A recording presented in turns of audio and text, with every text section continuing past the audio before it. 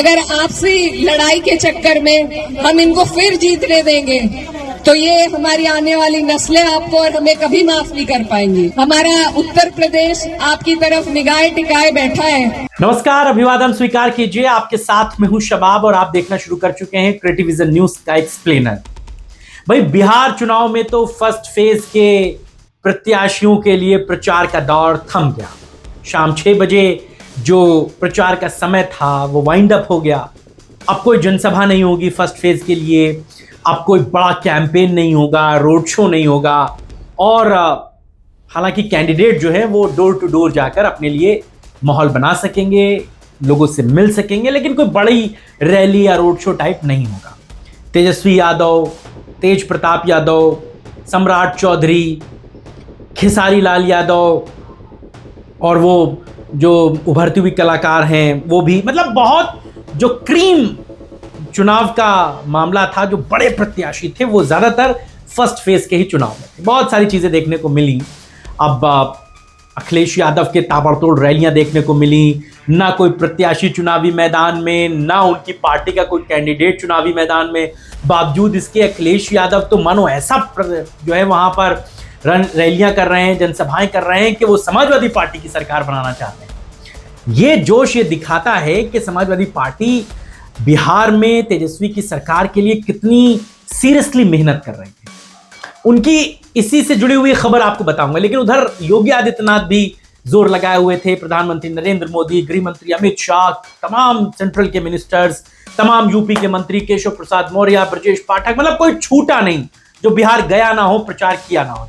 Samajwadi party एक तरफ पूरा जोर लगा रही है। आप अखिलेश यादव को खूब देख रहे होंगे, तेज प्रताप यादव, राजीव राय जो सांसद हैं वो, ओम प्रकाश सिंह जो विधायक हैं वो, सनातन पांडे जो सांसद हैं वो, तमाम लोग जनसभाएं कर रहे हैं। लेकिन इन जनसभाओं के बीच आज एक जनसभा लोगों का ध्यान अपनी तरफ खींचने गई। वो जनसभा थी इकरा हसन चौधरी। जी हां, भीड़ का मंजर इकरा की जनसभा में वो था कि भाई पूछिए मत। आज इकरा हसन की जनसभा 3 बातों पर बड़ी फोकस रही और इन 3 बातों ने बिहार के चुनाव में मुसलमानों के सबसे बड़े ठेकेदार के लिए मुश्किलें पैदा कर दी, उनकी धड़कनें बढ़ा दी। पहली बात, जो जनसभा में भीड़ उमड़ी वो देखते ही बन रही थी। अखिलेश यादव की जनसभाओं में जिस लेवल की भीड़ दिख रही है, या तेजस्वी यादव की जनसभाओं में जिस लेवल की भीड़ दिख रही है, उसी स्टैंडर्ड की भीड़ इकरा की जनसभा में दिखी। आप वीडियो अपनी तस्वीर पर देख रहे हैं टीवी मोबाइल पर, और आपको यह नजर आ रहा होगा कि किस कदर भीड़ थी। और सिर्फ भीड़ नहीं थी, लोग इकरा को पहचानते हैं।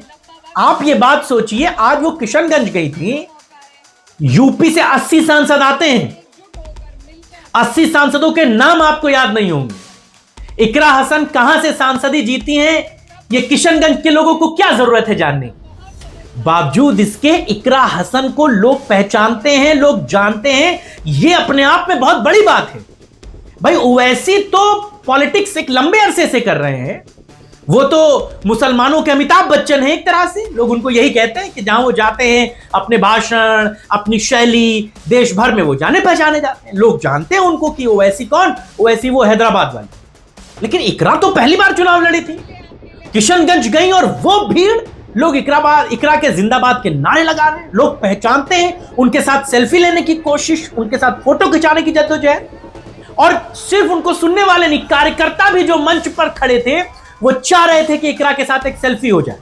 यानी कि इकरा का मुस्लिम पॉलिटिकली एक बड़ा वजूद, एक बड़ा स्टैंड जो है वो दिख रहा है। इकरा का राजनीतिक वजूद नजर आ रहा है। और यही बहुत बड़ी वजह है कि इकरा अब सिर्फ यूपी के नेता नहीं रह गई, या अब मुसलमानों को सिर्फ आजम खान जैसे समाजवादी पार्टी के नेताओं की जरूरत नहीं रह गई। ठीक है, खान साहब बीमार हैं, वो आ पाए प्रचार करने, वो एक अलग बात है। लेकिन इकरा हसन ने पहुंचकर उनकी कमी को, उनकी गैर मौजूदगी को खत्म कर दिया और यह बता दिया कि सिर्फ आजम खान ही मुसलमानों के बड़े रहनुमा नहीं है, और किशनगंज ही नहीं। याद करिए आप, अबू आसिम आजमी का चुनाव महाराष्ट्र वाला, इकरा हसन चौधरी की खास डिमांड अबू आसिम आजमी ने की थी। अखिलेश यादव लखनऊ से जब हवाई जहाज से उड़े तो इकरा हसन चौधरी उनके साथ थी। पानी गिर रहा था, बारिश हो रही थी। इकरा हसन चौधरी की भाषण को सुनने के लिए, उनकी जनसभा को देखने के लिए जितनी शिद्दत, जितनी लोगों की उम्मीदें अखिलेश यादव से थी, उतनी इकरा हसन से भी थी।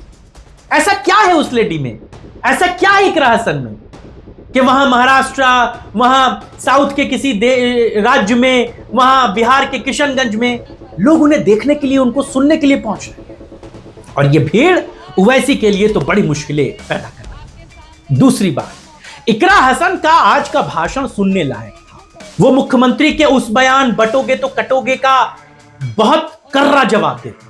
वो कहती हैं कि यह मौका है आखिरी, अगर इस बार आप चूक गए तो फिर बहुत लंबा वक्त गुजर जाएगा आपको अगली सरकार चुनने और बनाने में। उन्होंने तो ओवैसी का नाम लिए बगैर तंज के साथ कहा कि अगर वो सरकार बना सकते हैं, आपको लगता है कि वो सरकार बनाने के करीब में आ जाएंगे, तो आप उन्हें वोट दे दीजिए। चैलेंज दे दिया उन्होंने कहा आप दे दीजिए। ओवैसी का नाम नहीं लिया इकरा ने, उन्होंने कहा कि अगर आपको लगता है कि वो या उनकी पार्टी सरकार बना सकती है तो आप बिल्कुल उन्हें वोट दे दीजिए, लेकिन अगर वो सरकार बनाने के करीब नहीं है तो अपना वोट खराब मत कीजिएगा। अगर आपसी लड़ाई के चक्कर में हम इनको फिर जीतने देंगे तो ये हमारी आने वाली नस्लें आपको और हमें कभी माफ नहीं कर पाएंगी। तो मैं बहुत दूर से आपके बीच में, हमारा उत्तर प्रदेश आपकी तरफ निगाहें टिकाए बैठा है कि बिहार से जो संदेश निकलेगा वो पूरे देश भर में सरकार को बदलने का काम करेगा। तो मेरे भाइयों, आपसे मेरी यही गुजारिश है बार बार कि सभी लोग, माननीय अखिलेश यादव जी, राहुल गांधी जी, तेजस्वी यादव जी, सभी लोग कोशिश कर रहे हैं, आपके बीच में आ रहे हैं। इस बार आपके पास मौका है। अगर इस बार मायूस हो गए तो फिर लंबा मौका हाथ से चला जाएगा, इसलिए आपको चूकना नहीं है। मैं आपकी बेटी, हमारे यहाँ बेटी बहन की बात कोई नहीं टालता, तो मैं उम्मीद करती हूँ कि बिहार की जनता भी पहली बार मुझे यहाँ आने पर मेरा मान सम्मान रखेगी, अपना प्यार देगी। इकरा की ये वादे, इकरा की ये कस्में बिहार के चुनाव में माहौल बना रही। वो किशनगंज तो गई थी, जो प्रत्याशी हैं महागठबंधन के, सऊद, उनके प्रचार के लिए, लेकिन इकरा ने वहां पर जो फिजा बनाई है वो एक बड़े मुस्लिम लीडर के तौर पर दिखती है, एक बड़े मास लीडर के तौर पर नजर आती है। इसीलिए अखिलेश यादव के बाद बिहार में अगर किसी दूसरे नेता की जनसभा सबसे ज्यादा सक्सेसफुल हुई है तो वो इकरा हसन ही है। हमने आपको पहले भी बताया, राजीव राय सांसद घोसी के, वो भी गए जनसभा करने, अवधेश प्रसाद सांसद वो भी जनसभाएं कर रहे हैं, सनातन पांडे भी जनसभाएं कर रहे हैं, दूसरे लोग भी जनसभाएं कर रहे हैं, लेकिन जो माहौल तगड़ा इकरा के लिए दिख रहा है वो और किसी के लिए उतना नहीं दिख रहा अखिलेश यादव के अलावा। तो अखिलेश यादव की टीम के सबसे मजबूत लीडर इकरा हसन चौधरी अपनी सादगी से, अपनी साफगोई से लोगों के दिलों में जगह बना रही हैं, एक बड़े मुस्लिम चेहरे के तौर पर, राजनीतिक तौर पर एस्टैब्लिश्ड हो रही हैं, और वो उत्तर प्रदेश में मुसलमानों के लिए या बिहार में मुसलमानों के लिए सबसे बड़े नेता कहे जाने वाले ओवैसी के खिलाफ एक मजबूत लीडरशिप तैयार कर रहे हैं। वो ओवैसी की काट हैं।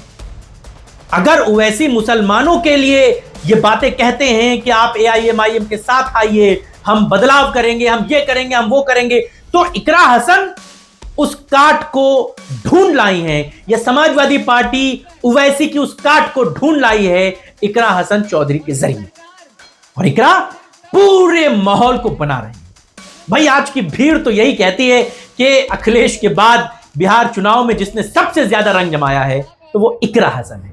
तो किशनगंज में उनकी जनसभा क्या रंग लाएगी, क्या गुल खिलाएगी, तो समय बताएगा, लेकिन इकरा को जो करना था वो कर गई।